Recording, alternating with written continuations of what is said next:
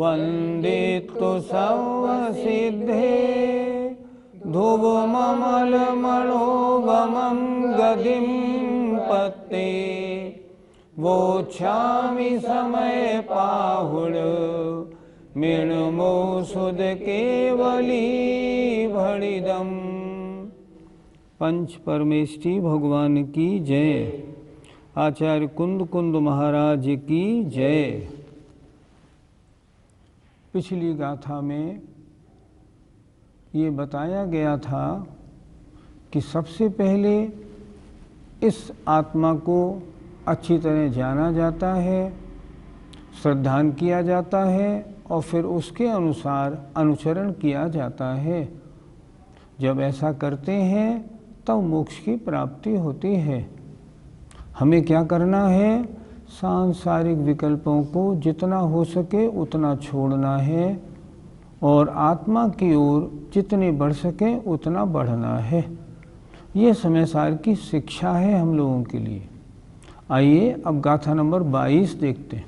कम्मेणो कम्मम्मिया कम्मेणो कम्मम्मिया अहमिदियः कं च कम्मणो कम्मम् अहमिदियः कं च कम्मणो कम्मम् जाये सा खलु बुद्धि जाये सा खलु बुद्धि अपरिबुद्धो हवदिताव अपरिबुद्धो हवदिताव। बोलिए। कम्मेणो कम्मम्मिया अहमिदियः कं च कम्मणो कम्मम् जाये सा खलु बुद्धि अपरिबुद्धो हवदिताव। आइए गाथा के एक एक शब्द का अर्थ देखते हैं। कम्मे कर्म में, लो कम्मम्मिय नो कर्म में, और अहम इति यह मैं हूँ, अहकम मुझ में, च माने और, कम्मणो कम्मम कर्म और नो कर्म है। क्या कहा यहाँ पे? कर्म में और नो कर्म में यह मैं हूँ और मुझ में कर्म और नो कर्म है। दो बातें, दोनों अलग अलग हैं। कर्म और नो कर्म यह मैं हूँ, ये अहम भाव, और कर्म और नो कर्म मुझ में है, ये अन्य का प्रवेश भाव। दोनों, पहले में अहम भाव है, दो चीजें नहीं है, और दूसरी में मुझ में है, इसमें दूसरी में दो चीजें हैं। कर्म नो कर्म अलग, ये मुझ में है। जा माने जब तक, ऐसा माने ऐसी, खलु माने निश्चय से बुद्धि है, ताव माने तब तक अप्रतिबुद्ध अज्ञानी होता है। क्या कह रहे हैं? मैं क्या हूँ? मैं तो आत्मा हूँ, और आत्मा के अलावा कर्म में या नो कर्म शरीर आदि में मैं यह हूँ, ये मैं हूँ, और कर्म नो कर्म ये मेरी आत्मा में है। जब तक ऐसा मानता है तब तक निश्चय से अप्रतिबुद्ध अज्ञानी है।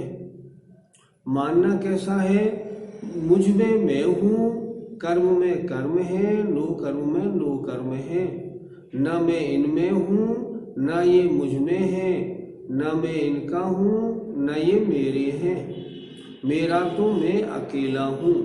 अप्रतिबुद्ध का मतलब, अज्ञानी का मतलब मिथ्या दृष्टि। एक बार फिर देखें, कम्मेणो कम्मम्मियो, कर्म में और नो कर्म में, अहमिति यह मैं हूँ, च कर्मणो कर्मम अहकम, और कर्म नो कर्म मुझ में है।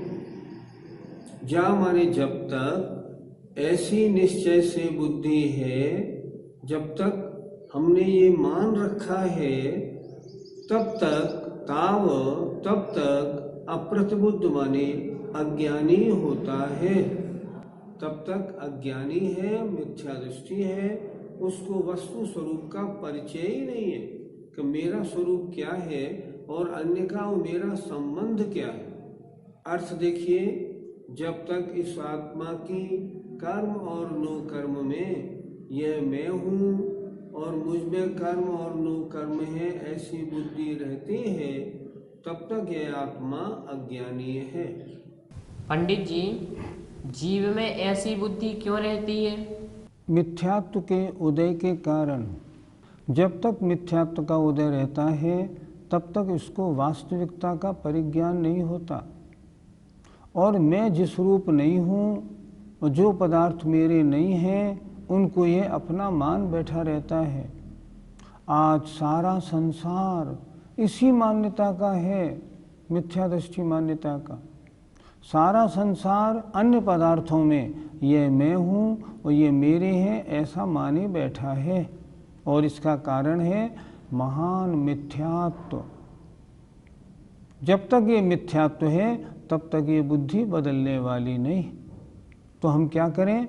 जो आचार्य कुंद महाराज कह रहे हैं, इसको बड़े पुरुषार्थ पूर्वक स्वीकार करें और अपने जीवन में उतारें, अपनी परिणति को बदलें और ज्ञानी बनने की कोशिश करें।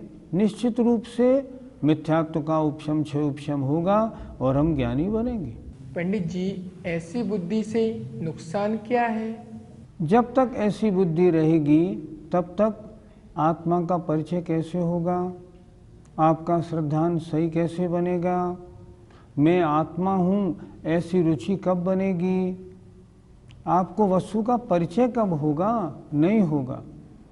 अगर ये बुद्धि निरंतर रहती है तो मिथ्या दृष्टियों में गिनती रहती है, और कभी किसी साधु का उपदेश सुन के, जिनवाणी का अध्ययन करके अगर ये बुद्धि पलट जाती है और मैं तो मात्र आत्मा ही हूँ और आत्मा ही मेरी है, अन्य कोई पदार्थ मेरा किसी प्रकार से नहीं है, जहाँ ऐसी धारणा बन जाती है, मिथ्यात्व दूर हो जाता है, सम्यक दृष्टि में गिनती बन जाती है। इसलिए इससे नुकसान क्या है? ऐसी बुद्धि से, जब तक ऐसी बुद्धि है तब तक आत्म परिचय प्राप्त नहीं होगा, अज्ञानी या मिथ्या दृष्टियों में गिनती रहेगी, संसार अनादि अनंत बना रहेगा। पंडित जी, जो पदार्थ मेरे हैं उनमें ज्ञानी कैसी भावना करता है? मान लो अपने पुत्र के बारे में, अपने पुत्र के बारे में ज्ञानी क्या सोचता है? मुझसे उत्पन्न हुआ है, मेरे शरीर से उत्पन्न हुआ है, इसलिए मेरा कहा जाता है। बाद में वास्तव में यह भिन्न है, मैं भिन्न हूँ।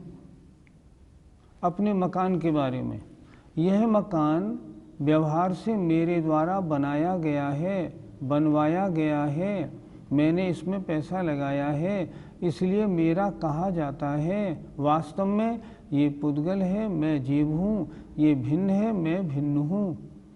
ऐसे ही सांसारिक जितने पदार्थों में अपनी बुद्धि होती है, मान लो अपनी पत्नी के बारे में, मेरा व्यवहार से इसके साथ विवाह संबंध हुआ है, फेरे पड़े हैं, इसलिए मेरी पत्नी कही जाती है।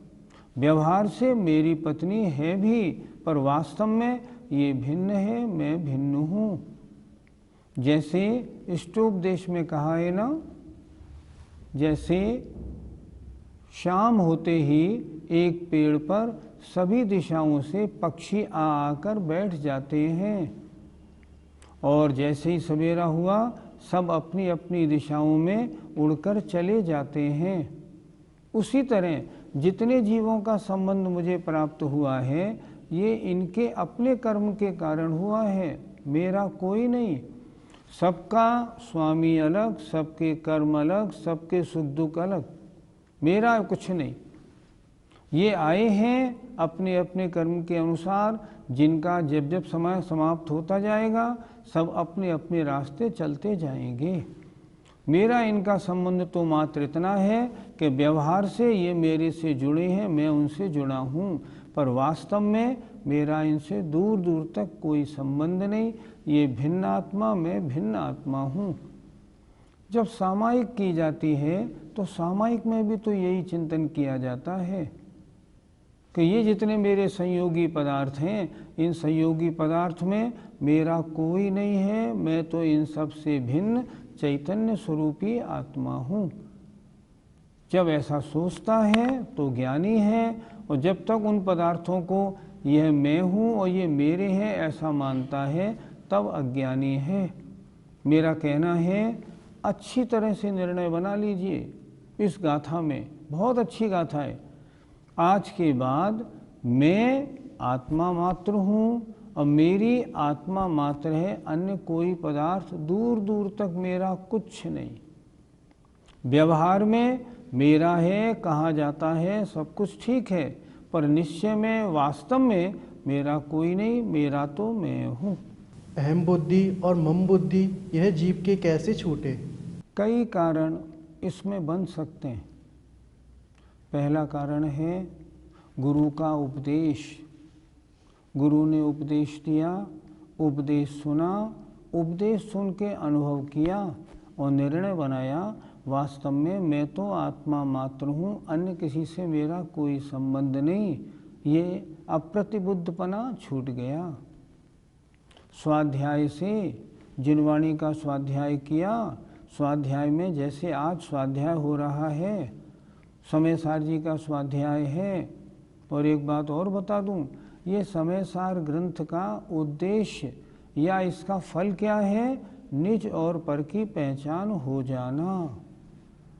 जहाँ निज और पर की पहचान हुई, समझो आपको समयसार हृदयंगम हुआ है।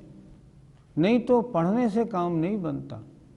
और जिस दिन ये समयसार आपके दिल में उतर जाएगा ना, उस दिन के बाद फिर घर में रहना आपको भारी मालूम पड़ेगा। क्यों मालूम पड़ेगा? प्रश्न देखिए, आप क्या हैं, मैं क्या हूँ? मैं आत्मा हूँ। घर में रहता हूँ तो मेरा राग द्वेष रूप परिणमन होता है, तो मैं राग द्वेष रूप परिणमन में फंसता हूँ तो कर्मों से बंधता हूँ। मैं स्वयं आत्मा। अब मैं क्या करूँ?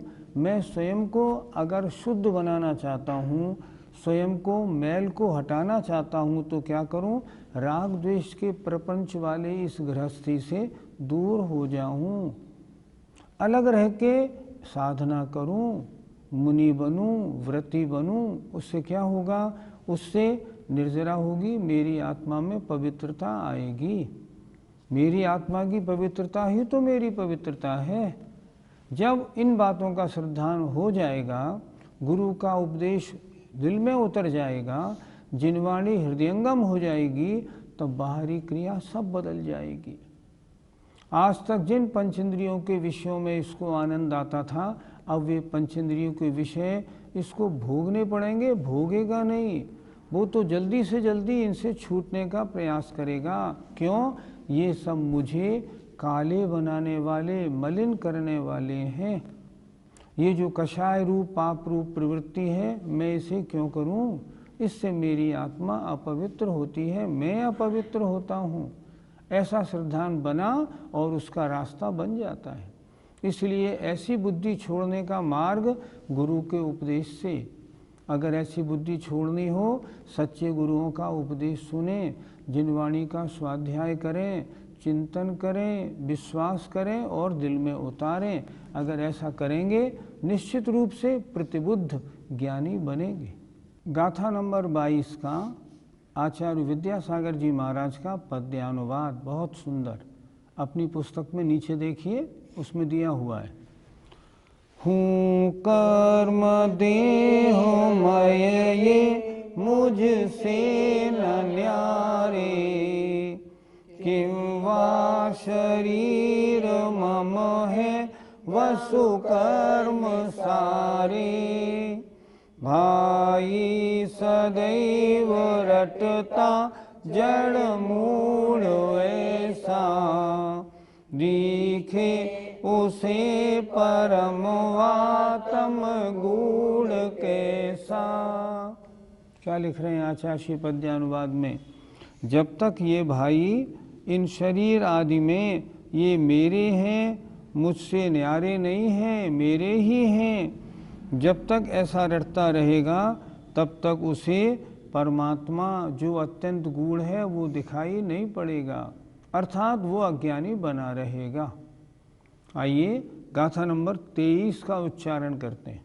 जीवेव जीवेवा, जीवेव जीवेवा, संपदि समयमिजथ उवजुत्तो, संपदि समयं निजत उवजुत्तो, तथैव बंध मोक्षो, तथैव बंध मोक्षो, हवदि समासेन निदिष्ठो, अवधि समासेन निदिष्ठो। बोलिए, जीवेव जीवेवा, संपदि समयमिजथ उवजुत्तो, तथैव बंध मोक्षो, हवदि समासेन निदिष्ठो। गाथा का अर्थ समझते हैं। जीवेव जीव में, अजीवेवा और अजीव में, संपदि माने वर्तमान, समयम्मि समय में, जथ उपजुत्तो जहाँ पर उपयोग रहता है, जहाँ पर ये लगा रहता है, जीव में या अजीव में जहाँ पर ये लगा रहता है, तथैव वहीं पर बंध मोक्षो बंध और मोक्ष हवदि होता है, ऐसा समासेन संक्षेप से निर्दिष्ठो कहा गया है। बंध और मोक्ष की कहानी कितनी सरल है, कितनी सरल भाषा में आचार्य कुंद कुंद महाराज ने समझाई है। देखें आप, अगर जीव में वर्तमान समय में उपयोग है तो मोक्ष की बात है, और अजीव में वर्तमान समय में उपयोग है तो बंध की बात है। जीव में उपयोग मोक्ष का कारण, अजीव में उपयोग बंध का कारण, ये संक्षेप से बंध और मोक्ष की कथा है। फिर एक बार जरा देख लें। जीवे व अजीवे वा, जीव में व अजीव में, संपदि समयम्मि वर्तमान समय में, अर्थात जिन समयों में जीव और अजीव में उपयोग है, उन समयों में जहाँ पर उपयोग रहता है वहीं पर माने उन्हीं समयों में बंध और मोक्ष होता है। अगर जीव में उपयोग है तो मोक्ष की ओर जाने की बात है, और अजीब में उपयोग है तो बंद हो रहा है, ऐसा भगवान ने संक्षेप में कहा है। अर्थ देखें, जीव तथा अजीव देहादिक में जिस समय यह आत्मा उपयुक्त रहता है, उपयुक्त माने लगा रहता है, उससे जुड़ा रहता है, तभी मोक्ष तथा बंध होता है। जीव से जुड़ा हुआ है, आत्मचिंतन में लगा हुआ है, अन्य विकल्पों से रहित है, मोक्ष का पुरुषार्थ है। और अजीब बाह्य पदार्थों में जुड़ा हुआ है, शरीर के साथ जुड़ा हुआ है तो बंध है। ऐसा कथन संक्षेप से श्री सर्वज्ञ देव ने किया है। हमें करना क्या है? बंध चाहिए या मोक्ष? अगर मोक्ष चाहिए तो अजीव जितने पदार्थ हमको दिखते हैं इन सब से अपना रास्ता दूर बना लें। ये सब पदार्थ मेरे नहीं, अगर मैं इनमें किसी के साथ भी जुड़ता हूँ तो ये बंध का कारण है। और इन सब से हटके अगर मैं अपनी आत्मा में उपयोग लगाता हूँ, मैं तो आत्मा ही हूँ और आत्मा में रहना ही मुझे उपयोगी है। अगर मैं ऐसा लगाता हूँ तो मैं निश्चित रूप से मोक्ष मार्ग में मोक्ष की ओर बढ़ रहा हूँ। संक्षेप से कुंद कुंद महाराज ने बहुत अच्छा अपने उपयोग लगाने की चर्चा कर ली है। गाथा से समझना क्या है? हम 24 घंटे में जरा सोचो तो, आप सब श्रोतागणों सोचो भैया, आप सोचो 24 घंटे में कितने समय तक आपका उपयोग अजीब में रहता है? उत्तर मिलेगा 24 घंटे। ऐसा आपने क्यों कह दिया? ऐसा यूँ कह दिया, आत्मस्वरूप का परिचय नहीं है। और जब आत्मस्वरूप का परिचय नहीं है तो उपयोग कहाँ रहेगा? जो पदार्थ हमारे हैं, संसार में दिख रहे हैं, इस रूप हमारा उपयोग रहेगा। और जब तक ऐसा उपयोग रहेगा तब तक क्या होगा? राग, द्वेष, मोह, काम, क्रोध में लगे रहोगे और कर्म का बंध होता रहेगा। हम सब इसी में डूबे पड़े हैं। करना क्या है? अजीब से हटो। अजीब की एक बड़ी सुंदर परिभाषा है। जो आपको दिखाई दे रहा है वो सब अजीब है, पुद्गल है, क्योंकि पुद्गल में ही तो रूप रस गंध स्पर्श होते हैं। मैं आपको नहीं दिख रहा, आपको मेरा शरीर दिख रहा है और शरीर पुद्गल है, उसी में तो रूप रस गंध स्पर्श है। आप मुझे नहीं देख रहे। जितनी चीज़ें आपको दिख रही हैं इनमें किसी भी वस्तु से मुझे वास्ता नहीं रखना। मुझे अपना उपयोग इन दिखने वाली वस्तुओं में नहीं उलझाना। अगर उलझाऊंगा तो मेरी आत्मा पतित होगी, कर्म से बंधेगी। और इन सब से हटके अगर मैं अपनी आत्मा में अपना उपयोग लगाऊंगा, एकांत में रहकर चिंतन करूंगा, अपनी मान्यता बदलूंगा, मान्यता ऐसी बनाऊंगा मैं तो जीव मात्र हूँ, अन्य किसी पदार्थ से मेरा कोई संबंध नहीं। अगर मैं ऐसा बना लूँगा निश्चित रूप से मेरे लिए कल्याण मार्ग खुल जाएगा और मैं सही रास्ते पे आ जाऊँगा। पंडित जी, गाथा के अर्थ में उपयुक्त शब्द है, इससे क्या समझें? जब तक आत्मा का उपयोग, आत्मा का चिंतन आपके ज्ञान में उन पर पदार्थों का प्रवेश रहता है, जब तक आत्मा उनके साथ इष्टनिष्ठ बुद्धि रखता है, जब तक आत्मा का इन पदार्थों के साथ राग द्वेष रूप परिणाम रहते हैं, जब तक ये पदार्थ उसके जानने में आते रहते हैं, तब तक आत्मा उनसे उपयुक्त रहता है। अर्थात आत्मा का जो उपयोग ज्ञान दर्शन है वो अन्य पदार्थों में जब तक उलझा रहेगा तब तक बंद होगा। और जब जानने देखने में मात्र अपनी आत्मा आएगी तब सुलझ जाएगा और मोक्ष की ओर कदम बढ़ेगा। यहाँ बहुत स्पष्ट रूप से कहा है। क्या करें फिर हम ये करें, जितने बाह्य पदार्थ हैं इनसे अपने परिणामों को, अपनी ममता को, अपने अहंकार को दूर करें। जितने पदार्थ दिख रहे हैं कोई मेरा नहीं, मैं किसी रूप नहीं हूँ। जहाँ ऐसी बुद्धि बनेगी ना, जहाँ ऐसी बुद्धि बनी और वहाँ मोक्ष की ओर आपका कदम बढ़ना प्रारंभ हो गया। यह गहना शब्द का अर्थ है ग्रहण करना, इससे कर्मबंध ग्रहण होता है। जय जिनेन्द्र।